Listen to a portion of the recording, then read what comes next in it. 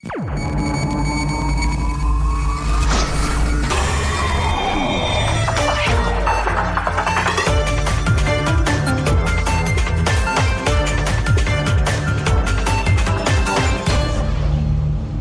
à tous. Depuis plusieurs jours déjà, le quotidien d'information économique L'Économiste du Bénin innove. Ceci à travers l'émission Le Club de l'Économiste qui s'anime tous les jeudis au siège du journal ici même à Cotonou.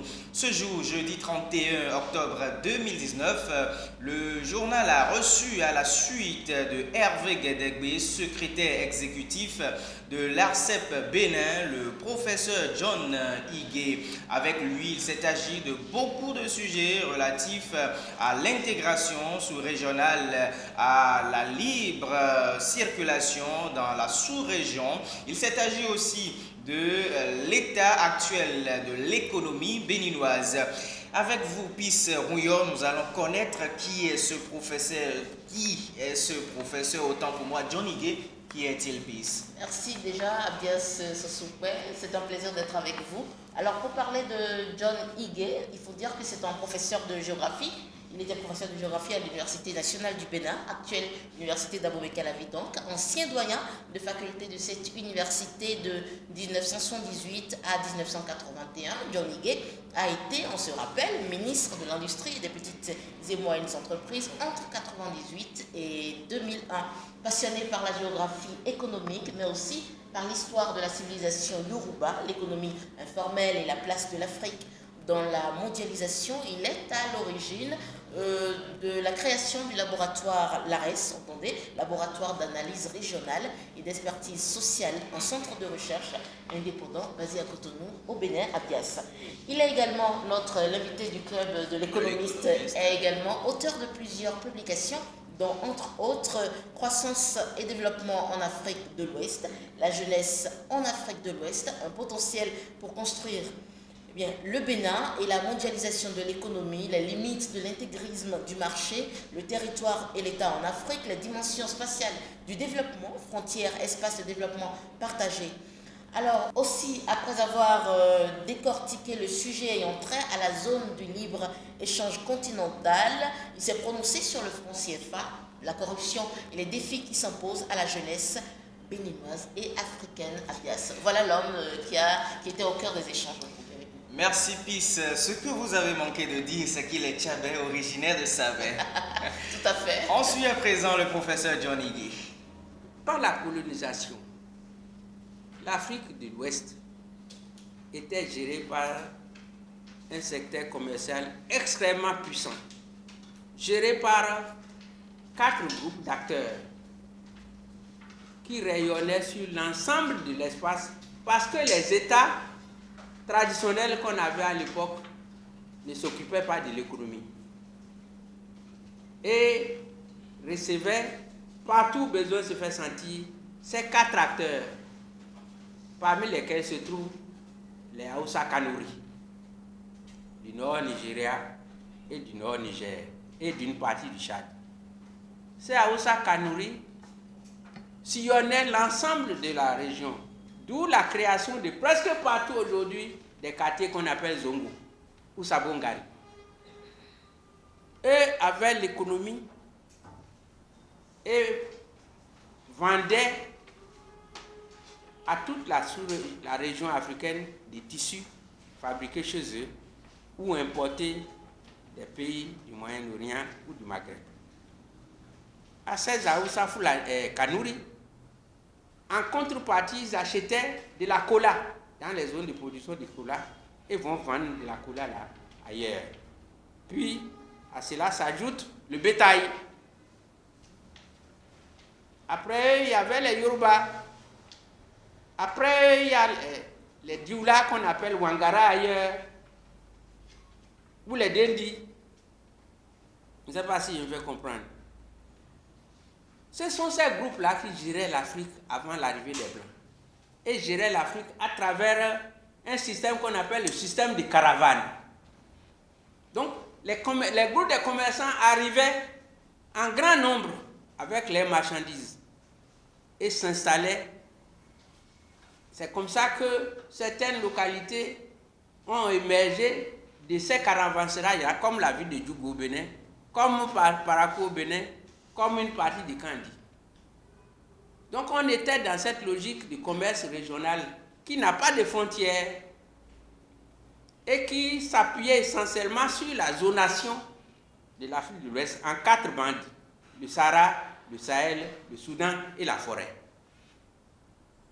Donc cette activité avait un caractère horizontal et fondée essentiellement sur ce que produit le Sahara, qui est différent de ce que produit le Sahel, qui est différent de ce que produit la forêt, qui est différent de ce que produit la zone soudanaise. Quand la colonisation est arrivée, elle a mis fin à ça, en créant une logique verticale qui nous lie avec le marché européen et ce que nous appelons la métropole. Donc, d'une économie régionale favorable à la population africaine, on est arrivé à une économie de prédation favorable à l'Europe. Mais nos populations, quand même, ne vont pas croiser les bras par rapport à leur intérêt. C'est de là qu'est née deux logiques économiques, une logique traditionnelle et une logique moderne. C'est la survivance de cette logique traditionnelle que nous appelons le secteur informel aujourd'hui. C'est l'origine du secteur informel, ça. Je ne sais pas si... Et ce secteur informel s'est adapté à l'économie coloniale en changeant la nature des produits qui circulaient dans la région et les modes de paiement. Avant, les produits qui circulaient dans la région étaient des produits de cru, produits par la région. Et la monnaie d'échange était le kori. Et à ce kori s'ajoute ce qu'on appelle les pépites d'or. Quand les Européens sont arrivés, ils ont complètement modifié en nous apportant du coton, en nous apportant du cacao, en nous apportant du café que nous ne connaissions pas avant. Et en nous demandant de faire du coton, de l'arachide, que nous connaissons. On a accepté. Mais il faut s'adapter à ça. Et ils nous ont imposé leur monnaie, qui à l'époque était le franc ou la livre sterling. Bon, les commerçants se sont adaptés à ça selon leur logique. Mais on continuait à perpétuer l'économie des caravanes sous d'autres formes. C'est l'origine du commerce informel, ça. Et on est dans ça aujourd'hui. Par exemple, les activités sur les marchés périodiques. C'est la survivance de l'organisation économique de notre société. Tantokpa, Wando, Ifani, Glasgow, c'est la survivance de l'économie traditionnelle, ça. Je ne sais pas si je me fais comprendre. Voilà l'origine. Les caractéristiques structurelles du secteur informel, quelles sont les retenues? Ce qu'on peut retenir, c'est un secteur, contrairement à ce qu'on dit, n'est pas un secteur inorganisé. Ce n'est pas un secteur ouïa-ouïa, comme on veut vous le faire comprendre. Par exemple, si vous prenez le secteur artisanal ici, qui fait partie du secteur industriel précolonial, parce que c'est dans ce secteur artisanal qu'on fabriquait nos cotons, les chapeaux que j'ai mis sur la tête là. C'est de fabrication de nos artisanats à l'époque. Vous voyez, vous connaissez les chaises royaux qu'on avait. Il y avait beaucoup de produits. Tout cela fait partie de l'artisanat. Ce groupe d'artisans n'a jamais disparu. Et c'est organisé en structure extrêmement solide. Je ne sais pas si je me fais comprendre. Je vous donne un exemple. Au Burkina Faso, il y a 250 000 artisans qui tissent ce que j'ai mis sur la tête là. C'est pour cela que le pays aujourd'hui consomme local et porte local sous ce que les appellent façon d'enfanie comme ça. Et ça leur permet de consommer une bonne partie de leur production de coton. Vous savez que le Burkina produit 700 000 tonnes de coton par an. Donc en ayant 250 000 tisserands dans tous les pays, vous voyez ce qu'on peut consommer de ce coton, non? Donc, ce secteur artisanal est très bien organisé. Très bien organisé. À travers des associations, des structures. Il y a le Conseil national du patronat chez nous ici. Vous comprenez, non? Donc, très bien organisé. En plusieurs secteurs. c'est eux aussi. Après l'artisanat, il y a le secteur de la transformation des produits primaires. Ceux qui font le gari, ceux qui font les koulikoulis, ceux qui font l'huile de palme, tous sont organisés, ainsi de suite. Donc c'est un secteur qui est extrêmement organisé, qui n'est pas ouïa-ouïa comme on a tendance à nous le faire savoir. Les économistes vont vous dire, c'est un secteur de survie. La finalité de l'économie nationale, de l'économie moderne, c'est quoi? Ce n'est pas la survie. Ou bien, vous connaissez quelqu'un qui travaille, si ce n'est pas pour assurer sa survie? Mais les économistes vont vous dire, c'est un secteur de survie. Parce que ce n'est pas un secteur d'accumulation capitaliste. Or, sachez très bien, l'accumulation capitaliste, c'est la plaie du monde aujourd'hui. C'est ça qui a la guerre partout. Donc si on veut arrêter la guerre et avoir la paix et dormir tranquille, il faut réfléchir à l'accumulation capitaliste. Comment est-ce que vous pouvez comprendre que 100 millions d'individus mettent la main sur la richesse de l'humanité, alors qu'on est plus de 7 milliards aujourd'hui? C'est ça l'accumulation capitaliste. Donc, tant qu'on sera dans cette voie, on n'aura jamais la paix, on sera en train de se faire la guerre seulement. Donc, l'essence de l'homme est simple.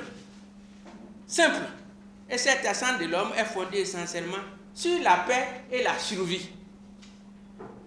Donc, quelle est la faute du secteur informel pour que les économies qualifient ça d'une activité de survie? C'est ça la question de fond sur laquelle je vous invite à réfléchir, mes chers amis. Donc, le discours économiste mondial est un discours faux et biaisé. Et je pèse mes mots en vous disant cela. Ce n'est pas un discours de paix, ni de sécurité pour qui que ce soit. C'est un discours au profit de quelques multinationales seulement. Et on est là-dedans. D'accord? Donc si on ne change pas, les Boko Haram là continuent toujours à exister. Autre question. Est-ce à dire que ce secteur n'a pas de conséquences sur le fonctionnement économique et social des pays? C'est le secteur informel qui assure la survie de tous les gens aujourd'hui, non? Vous voyez, il est devenu important sous l'ajustement structurel. Quand on a déflaté plusieurs milliers de travailleurs des fonctions publiques, vous voulez que ceux-là aillent voler? Donc l'origine et le développement du secteur informel aujourd'hui viennent de nos réformes que nous engageons sans tenir compte du fait que la vie repose essentiellement sur la sécurité des citoyens et la paix. D'accord? On dit à l'État de se dégraisser. Par rapport à quoi? Kwame Nkrumah dit, un pauvre ne peut jamais avoir d'économie parce que ses besoins sont énormes. C'est ce qui arrive à nos pays, mes frères. Comment est-ce que vous pouvez qu'un pauvre qui a des besoins énormes puisse avoir d'économie? Je ne sais pas si je me fais comprendre. Donc, il y a beaucoup de problèmes sur lesquels il faut absolument que les intellectuels changent de discours et changent de paradigme. Autre question. On comprend que le secteur informel est une opportunité pour nos pays. Non, ce n'est pas une opportunité. Il s'est imposé pour permettre aux citoyens de vivre par rapport au caractère biaisé des réformes que nous entreprenons. Et comment peut-on profiter des opportunités du secteur? Mais écoutez, tout le monde est là-dedans. Ce secteur informel n'a pas de loi. Ce secteur informel ne fait pas de l'ajustement structurel. Je ne sais pas si je me fais comprendre. Donc, c'est sa souplesse qui fait sa force. Et à cause de cette souplesse, vous-même, vous pouvez vous engager là-dedans sans que cela ne vous pose aucun problème. Qu'est-ce qui empêche les acteurs de ce secteur d'aller vers la formalisation, de suivre les règles? Il ne peut pas aller vers la formalisation pour plusieurs raisons. Je dis tout ça là dans mon livre. Tout ça est dans mon livre. Ils n'ont pas été à l'école. La majorité est analphabète. Or, pour faire la formalisation, trop de papiers à remplir. Qui va les aider à remplir cela? Vous savez que quand vous ouvrez un compte à la banque et que vous n'avez pas la carte d'identité, il faut 3 témoins qui vont aller certifier que c'est vous qui... Ou bien, est-ce que c'est facile ça? Donc le système moderne que nous mettons en place là exclut beaucoup de gens. Et ces gens-là, qu'on exclut là, il faut bien qu'ils vivent, non? Est-ce que je me fais comprendre? C'est ça la situation dans laquelle on est. Le secteur moderne est un secteur d'élite. Et combien sont élites? Donc c'est la difficulté, ça, à formaliser. L'autre difficulté, ça prend trop de temps. Puis, on va vous suivre pour payer des impôts qui ne sont pas conformes à vos revenus. C'est fort de tout cela que les gens préfèrent rester dans le secteur informel. J'ai dit tout ça dans mon bouquin. Tel le ministre chargé de la promotion du secteur privé. Donc, j'ai amené tous les opérateurs du secteur informel ici, notamment les petites et moyennes entreprises. Quand j'ai vu que les fabrications ne sont pas performantes pour affronter le marché régional et la concurrence, je les ai amenés au Ghana pour voir comment est-ce que les homologues ghanéens travaillent. Vous pouvez aller voir à la coopérative des meubles et vérifier si je n'ai pas fait ça. Et je leur ai dit que tout ce qui progresse dans le monde, ce n'est pas comparaison. Il ne faut pas vous enfermer dans votre maison et croire que vous avez la vérité. Voyez ce que font les autres qui sont à côté de vous. Comment est-ce qu'ils le font? Ça va vous aider à vous améliorer. Et j'ai fait, ils étaient 50 que j'ai amenés au Ghana. On a signé des contrats parce que sur la menuiserie, les Ghanéens sont très performants. Et surtout le vernissage. Très performants. Les Ghanéens font du vernis qui résiste à l'humidité. Au Bénin, ici, les meubles que vous agitez là, vous versez de l'eau là-dedans, c'est fini. Donc j'ai fait ça, madame. Et j'ai mis en place des fonds ici pour les aider. Mais la difficulté que j'ai à réussir, c'est que les Béninois ne peuvent pas se mettre ensemble pour travailler. Dans mon livre là, ce que j'ai dit au secteur informel de production, que s'ils ne se mettent pas en coopérative, ils ne peuvent pas avancer. En travaillant seul comme ils le font là, ils ne peuvent pas avancer. J'ai dit ça là-dedans. Qu'ils sont obligés de se mettre ensemble pour partager les expériences. Combien de Béninois peuvent faire ça? C'est ça la difficulté. Je ne sais pas si je me fais comprendre. C'est ça la difficulté. Et puis, ceux qui ne sont pas allés à l'école jusqu'aujourd'hui sont méfiants de ceux qui sont allés à l'école. Donc, travailler ensemble entre les analphabètes et les lettrés, c'est un problème difficile. Oh, c'est les lettrés là qui se présentent comme les lumières des pauvres, non? Alors, la difficulté est là et on ne s'en sort pas. On ne s'en sort pas. Vous allez chez vous, vous ne pouvez même plus parler votre dialecte. Si vous ne pouvez pas parler votre dialecte, avec quoi vous allez travailler avec les gens? C'est honteux qu'un gay originaire de Savè va à Savè et ne peut pas parler le Chabè. Oh, c'est la plupart de vous tous qui êtes dans la salle, non? C'est ça qui fait qu'on n'avance pas. Hein? Moi, Chabè, là, je vais à Savè, je vais demander qu'on m'interprète avec mes parents. Ça peut marcher. Voilà, on en est. Donc, l'avenir de notre pays, là, il faut qu'on accepte d'introduire les langues nationales dans les écoles pour décloisonner les sociétés. Pour qu'entre les élites et les non-élites, on puisse se comprendre. Quel est un pays qui fait un discours et propose des gens que les gens ne peuvent pas écouter et comprendre? La frontière, vous savez, c'est une ligne. Hein? C'est une ligne. Vous ne l'avez jamais vu. Bon, pour marquer cette ligne-là, on fait des bornes. Mais il y a combien de bornes par kilomètre? Donc, l'idée de frontière s'est mise dans les papiers seulement.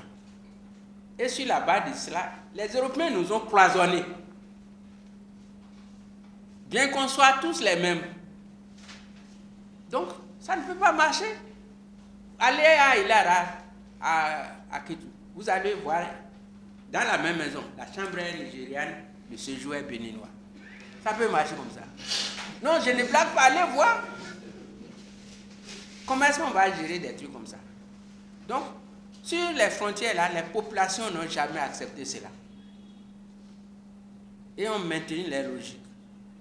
Qui fait que, de tout temps, nous avons de très bonnes relations avec nos voisins, qu'ils soient togolais, nigériens ou burkinabés. Et nous avons fait des économies qui se pénètrent. Vous savez, aller à Elikimou, ou à Towe, ou à Moka, vous verrez des champs qui sont au Nigeria, mais la maison est au Bénin. C'est un peu partout comme ça. Quelle frontière vous pouvez fermer dans ces cas-là? Donc les économies sont interpénétrées. Mais bon, les États sont arrivés et on a dit les territoires, et puis chacun fait ce qu'il veut. Donc la fermeture là ne concerne que les points de passage officiels. Elle ne concerne pas les 800 km qui nous séparent avec le Nigeria. Elle concerne le pôle de Kraké, le pôle de Igolo, le pôle de Ilara, et tout, ainsi de suite, c'est tout. Donc, c'est une fermeture partielle. Mais cette fermeture partielle a un impact considérable sur les premières questions que vous m'avez posées, sur le secteur privé, qui pour faire son commerce avec les pays voisins a besoin de ces points de passage pour faire passer ses camions. Donc c'est eux qui sont frappés aujourd'hui par la frontière. Mes parents qui ont les champs de l'autre côté, ça ne les frappe pas. Bon. Comme c'est sur le secteur privé que se fait les ressources de l'État, les impôts qu'on prend, les recettes douanières, c'est dans les points de passage. Donc la fermeture des frontières a un impact considérable aujourd'hui sur un pan de la vie économique moderne. D'accord?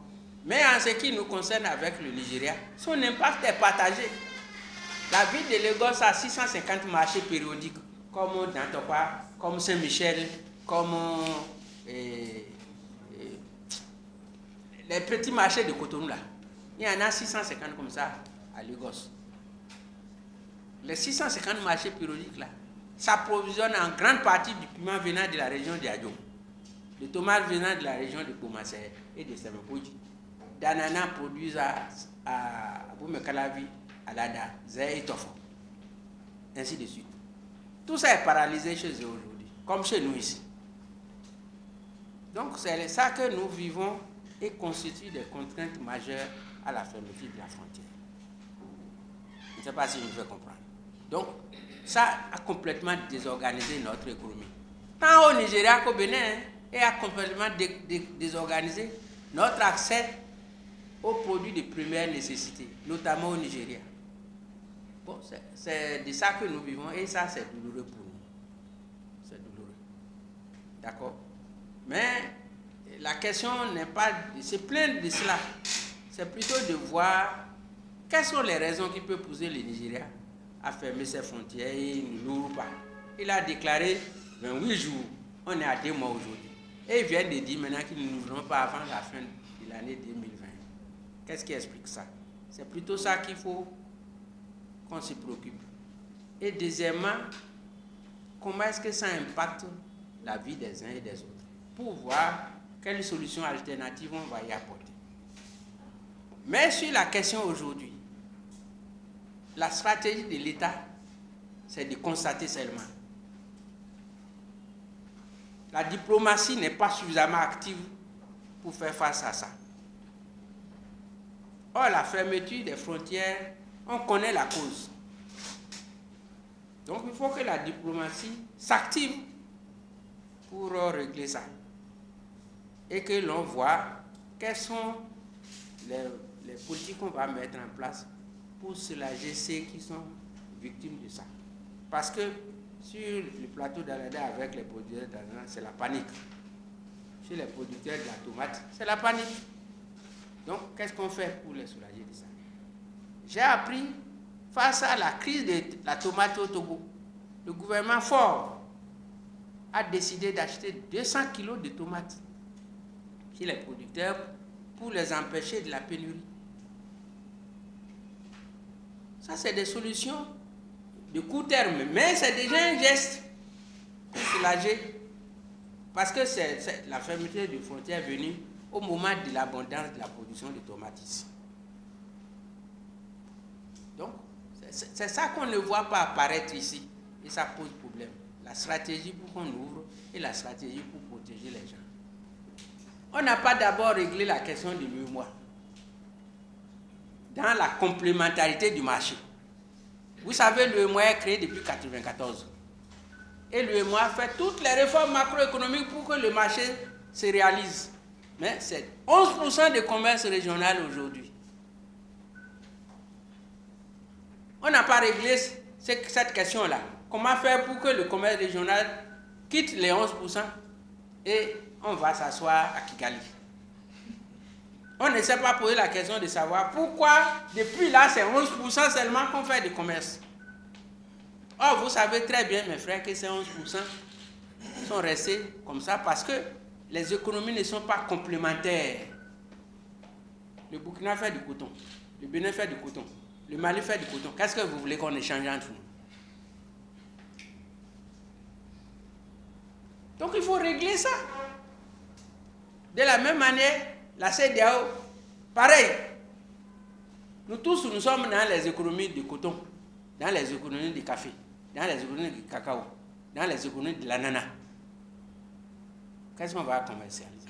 Puis on saute ça et on va faire la zone du libre-échange continental. J'appelle ça la fuite en avant devant les responsabilités essentielles. Or, quand on va décider de ça aujourd'hui, c'est les grands pays qui sont organisés qui vont en profiter. Donc la question de poubelle qui gêne le Nigeria là, c'est ça qui va se passer aujourd'hui avec la zone continentale. Pour les pays qui ne sont pas organisés, qu'est-ce que vous allez mettre sur le marché continental au Bénin ici? C'est ça la question du fond. C'est une zone que les chefs d'État créent pour montrer aux gens qu'ils ne dorment pas. Mais son fonctionnement est lié à beaucoup de facteurs. La complémentarité des économies, la question des modes de paiement. On n'a pas encore réglé la question monétaire. Et on peut faire un marché continental sans payer.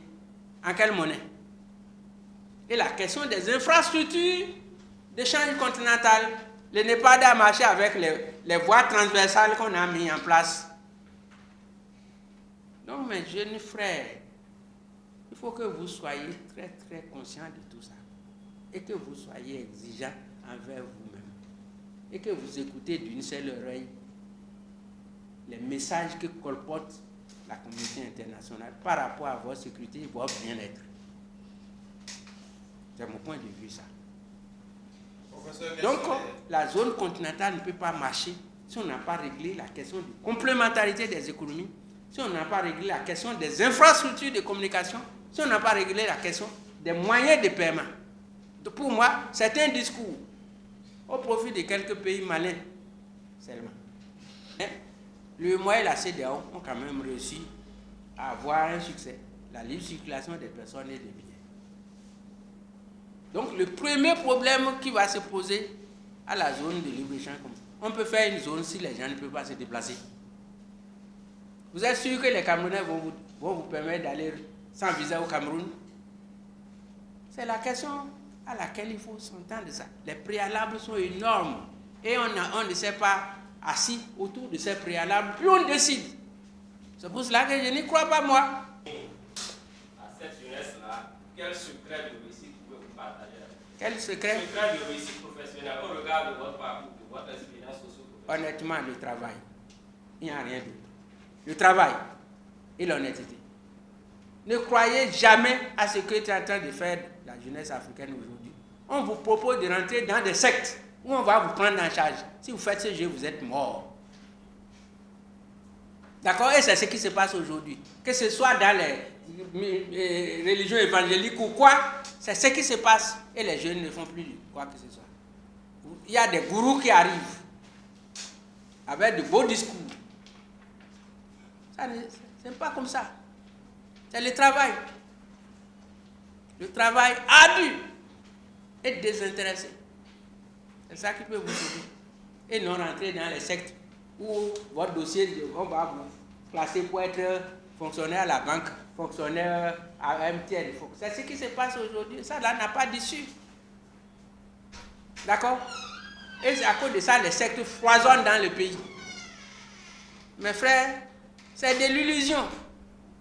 Retour sur ce plateau, toujours avec vous, Sulpice Rouillard, vous avez suivi le professeur John Higuet, un homme qu'on ne présente plus. Il a sidéré pas mal de confrères qui ont assisté à ce nouveau numéro de l'émission Le Club de l'économiste. Alors, selon vous, quels sont les grands enseignements à tirer de ces plusieurs minutes d'échange avec le professeur? Merci donc Abdias, vous avez tous suivi avec nous, je ne reviendrai pas donc sur les grands enseignements de ces plusieurs minutes d'échange, mais John Higuet, on retient qu'il reste très préoccupé par les problèmes de développement en Afrique, et d'ailleurs il a récemment encore écrit son livre intitulé Les activités du secteur informel au Bénin, des rentes d'opportunités à la compétitivité nationale, un livre, une richesse, je vais dire. Je nous demande à tous de nous en procurer. Ouais. Et lorsqu'on quitte ici, on va où? Tout droit à la librairie Notre-Dame pour s'en procurer. C'est pas cher, c'est juste à 20 000 francs pour le contenu. C'est une mine d'or. Ouais, 20 000 pour connaître des activités du secteur informel au Bénin. Oui. Voilà, c'est pas cher. Mesdames, Messieurs, merci d'être restés avec nous.